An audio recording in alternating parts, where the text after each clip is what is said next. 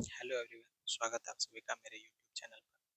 हम लोग basic electricity class start किए हुए हैं, जिसमें हम लोगों का इलेक्ट्रिशियन ट्रेड का बहुत ही ज़्यादा इंपॉर्टेंट चैप्टर है बेसिक इलेक्ट्रिसिटी, जो कि जिसमें हम लोग थ्योरी प्लस पीवाईक्यू का डिस्कस करेंगे। और ये क्लास एलपीसीबीटी 2 के लिए या फिर इलेक्ट्रिशियन ट्रेड के लिए, जिसमें भी इलेक्ट्रिशियन ट्रेड के क्वेश्चन आते हैं जैसे बिहार इलेक्ट्रिसिटी हो गया, इन सब के लिए बहुत ही ज़्यादा इंपॉर्टेंट है। ठीक है, तो आइए शुरू करते हैं। इसमें कौन कौन सा आज हम लोग डिस्कस करेंगे, कौन कौन सा टॉपिक? विद्युत धारा हो गया, ओम का नियम हो गया, प्रतिरोध हो गया, विशिष्ट प्रतिरोध या प्रतिरोधकता। ठीक है, तो आइए शुरू करते हैं। विद्युत धारा, विद्युत धारा किसे कहते हैं?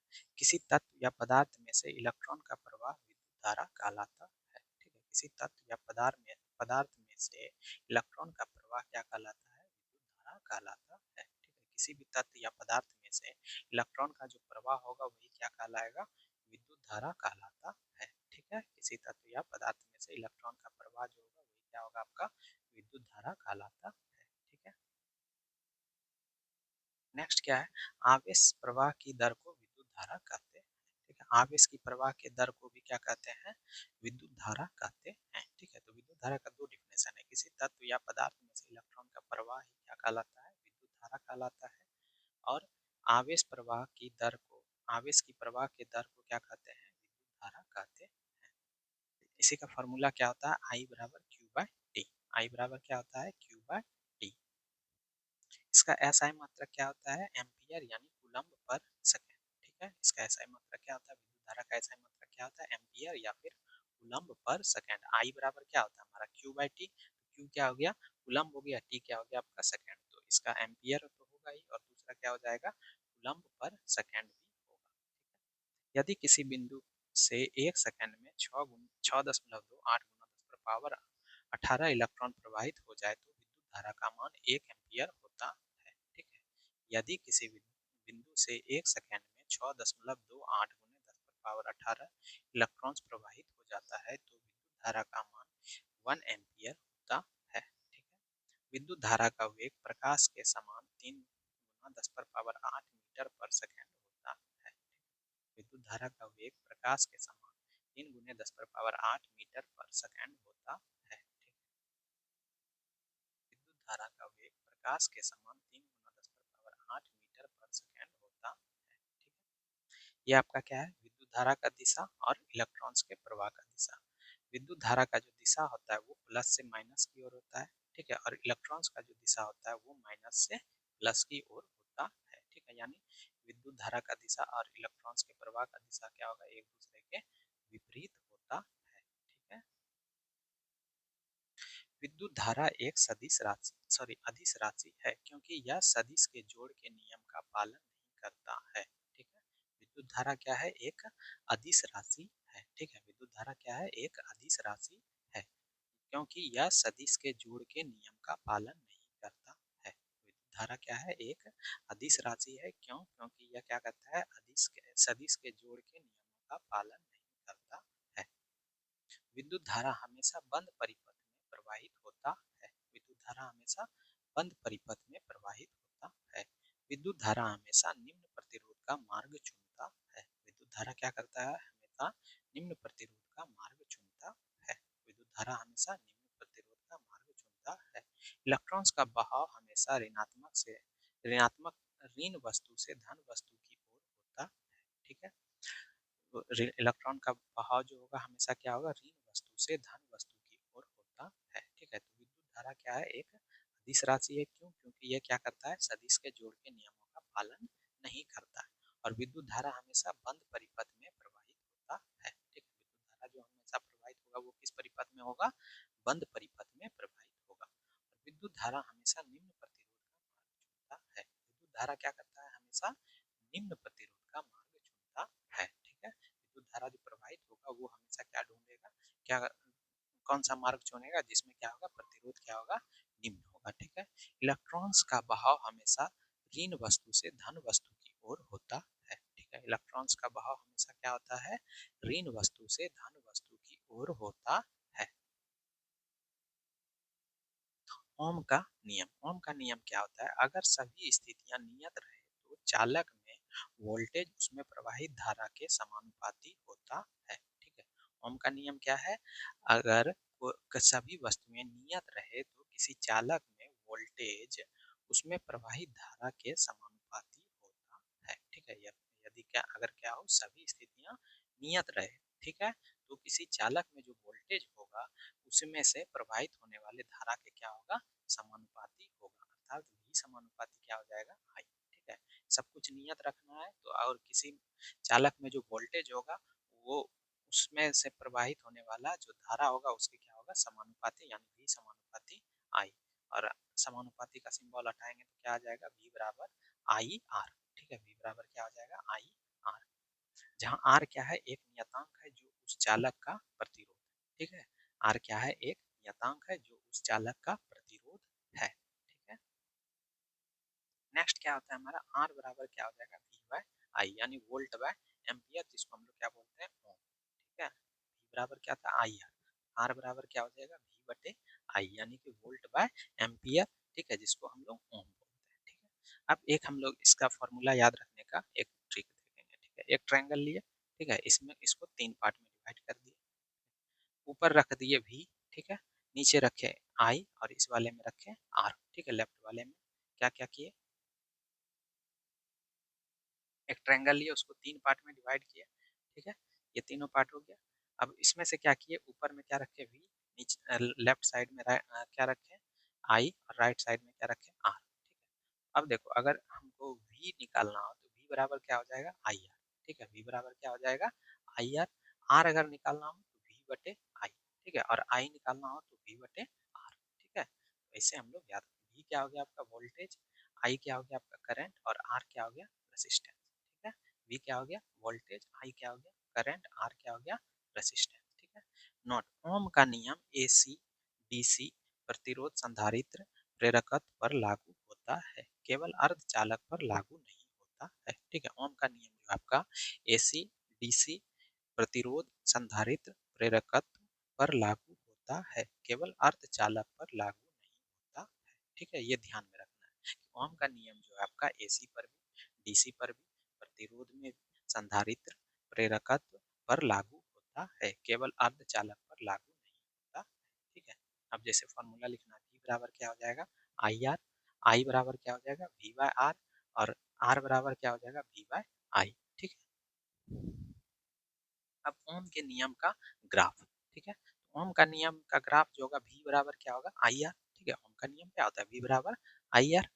ये हम ले लिए, एक दो एक्सिस ले लिए। ठीक है, एक आपका क्या है एक्स एक्सिस, और एक क्या हो गया आपका वाई एक्सिस। ठीक है, दो एक्सिस लिए, एक क्या हो गया एक्स एक्सिस, और एक क्या हो गया आपका वाई एक्सिस। एक क्या, एक्स एक्सिस को मान लिया विद्युत धारा यानी कि आई, और वाई क्या हो गया आपका वी, यानी वोल्टेज। ठीक है, तो इस दोनों के बीच का जो ग्राफ आएगा वो क्या होगा, हमेशा एक सरल रेखा होगा। ठीक है, वी और आई के बीच का जो ग्राफ होगा वो हमेशा क्या होगा, एक सरल रेखा होगा। ठीक है,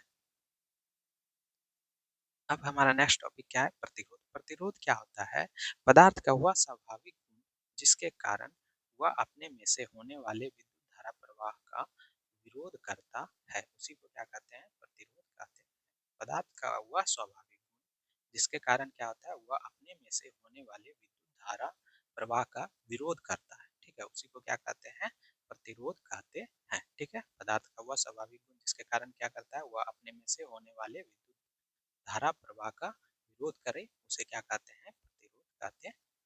प्रतिरोध का प्रतीक क्या होता है, आर। ठीक है, प्रतिरोध का प्रतीक क्या होता है, आर होता है। ठीक है, ये आपका क्या है, प्रतिरोध का सिंबल।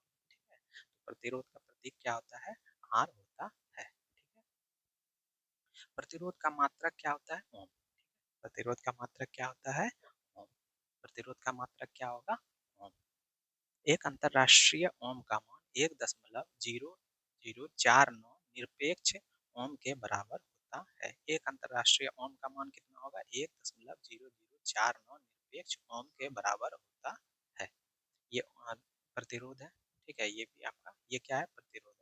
यानी प्रतिरोध क्या करता है, विद्युत धारा के प्रवाह को रोकता है। ठीक है, विरोध करता है उसका। अगर प्रतिरोध ज्यादा है, कम है, ठीक है, तो उसमें क्या हो जाएगा, विद्युत धारा आसानी से प्रवाह होगा, और प्रतिरोध अगर किसी का ज्यादा है तो उसमें क्या होगा, विद्युत धारा प्रवाह होने में प्रॉब्लम होगा। ठीक है, यानी कि विद्युत धारा के प्रवाह को जो विरोध करता है, वही क्या हो गया आपका प्रतिरोध।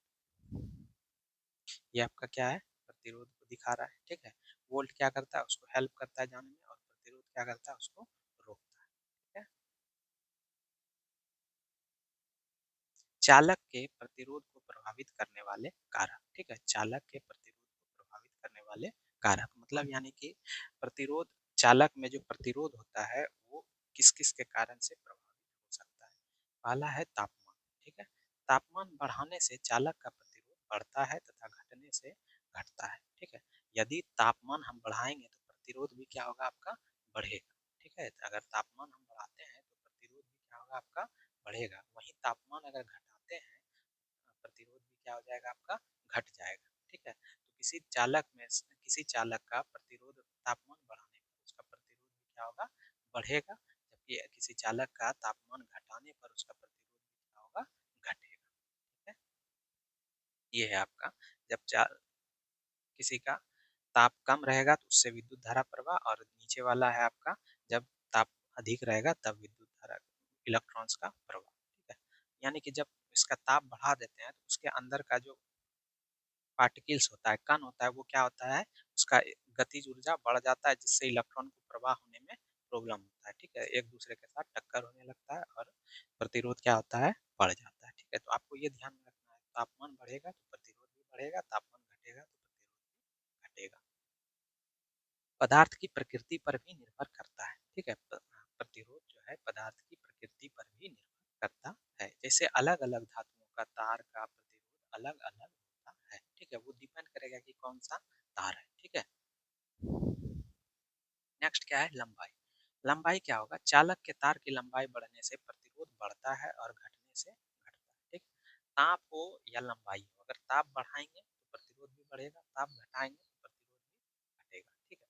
उसी तरह से लंबाई को अगर हम बढ़ाते हैं तो प्रतिरोध भी क्या होगा आपका, बढ़ेगा, और लंबाई को अगर घटाते हैं तो प्रतिरोध भी क्या होगा आपका, घटेगा, ठीक है। लंबाई को अगर बढ़ाते हैं तो प्रतिरोध क्या होगा आपका, बढ़ेगा, और लंबाई को अगर घटाते हैं तो प्रतिरोध भी क्या होगा आपका, घटेगा।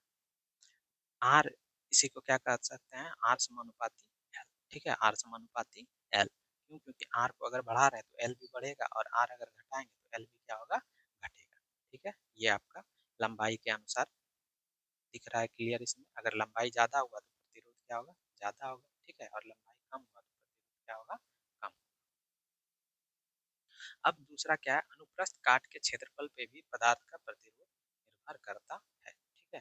कैसे, अनुप्रस्थ काट के क्षेत्रफल के घटने से उस चालक का प्रतिरोध बढ़ता है और बढ़ने से प्रतिरोध घटता है, यानी एक दूसरे का व्युत्क्रमानुपाती होगा, ठीक है। अनुप्रस्थ काट का क्षेत्रफल जो होगा, अगर उसको घटाते हैं तो प्रतिरोध क्या होगा, बढ़ेगा, और अगर अनुप्रस्थ काट का क्षेत्रफल को घटाते हैं तो प्रतिरोध क्या होगा, बढ़ेगा, ठीक है। और अनुप्रस्थ काट के क्षेत्रफल को बढ़ाते हैं तो प्रतिरोध क्या होगा आपका, घटेगा, ठीक है।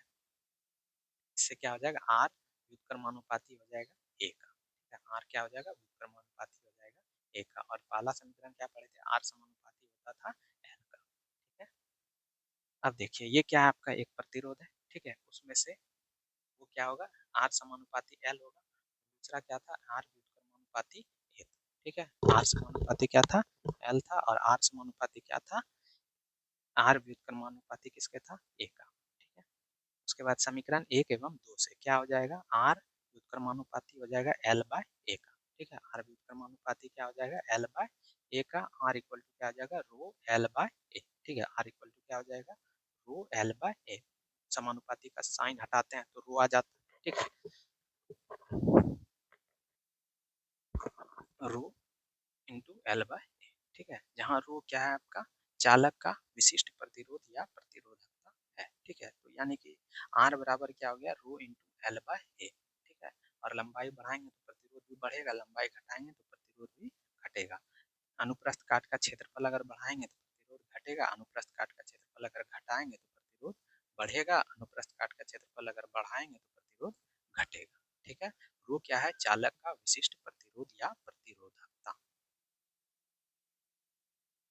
विशिष्ट प्रतिरोध या प्रतिरोधकता क्या होता है, विशिष्ट प्रतिरोध, किसी चालक के पदार्थ का विशिष्ट प्रतिरोध उस पदार्थ से बने इकाई लंबाई तथा इकाई अनुप्रस्थ प्रतिच्छेद के क्षेत्र क्षेत्रफल के तार का प्रतिरोध होता है। क्या बोल रहा है, किसी चालक पदार्थ के विशिष्ट प्रतिरोध, ठीक है, किसी चालक पदार्थ का जो विशिष्ट प्रतिरोध होगा उस पदार्थ से बने इकाई लंबाई तथा इकाई अनुप्रस्थ प्रतिच्छेद के क्षेत्रफल के तार का प्रतिरोध होता है। यानी आर बराबर क्या होता था, इसको किससे सूचित करते थे, रो से, ठीक है, इसको किससे सूचित करते थे, रो से, ठीक है। यानी कि आर बराबर क्या होगा, rho into L by A. R बराबर क्या होता है, rho into L by A. तो रो जो होगा आप आर आर सॉरी इकाई लंबाई लेते हैं और अनुप्रस्थ काट का जो क्षेत्रफल होगा वो भी इकाई लेते हैं, तो आर बराबर क्या हो जाएगा, रो, ठीक है। तो वही बोल रहा है, किसी चालक पदार्थ का विशिष्ट प्रतिरोध उस पदार्थ से बने इकाई लंबाई तथा इकाई अनुप्रस्थ प्रतिच्छेद के क्षेत्रफल के तार का प्रतिरोध होता है। और इससे किससे सूचित किया जाता है, रो से। विशिष्ट प्रतिरोध या प्रतिरोधकता को किससे सूचित किया जाता है, रो से, ठीक है। रो आर इक्वल टू क्या आता है, rho into L by A. तो रो इक्वल टू क्या हो जाएगा, R A by L, R A by L हो जाएगा, ठीक है। तो प्रतिरोधकता का ऐसा मात्रक क्या हो जाएगा, आर का हो जाएगा ओम, और ए यानी एरिया हो गया, क्षेत्रफल हो गया मीटर स्क्वायर बटे मीटर, ठीक है। तो मीटर स्क्वायर से मीटर को कैंसिल आउट कर देंगे तो बचेगा ऊपर में मीटर, तो ओम मीटर। प्रतिरोधकता का ऐसा मात्रक क्या हो जाएगा, ओम मीटर। विशिष्ट प्रतिरोध या प्रतिरोधकता का ऐसा मात्रक ओम मीटर होता है, ठीक है, 2 मीटर नहीं होगा, ओम मीटर होता है। विशिष्ट प्रतिरोध या प्रतिरोधकता का ऐसा मात्रक क्या हो जाएगा, ओम मीटर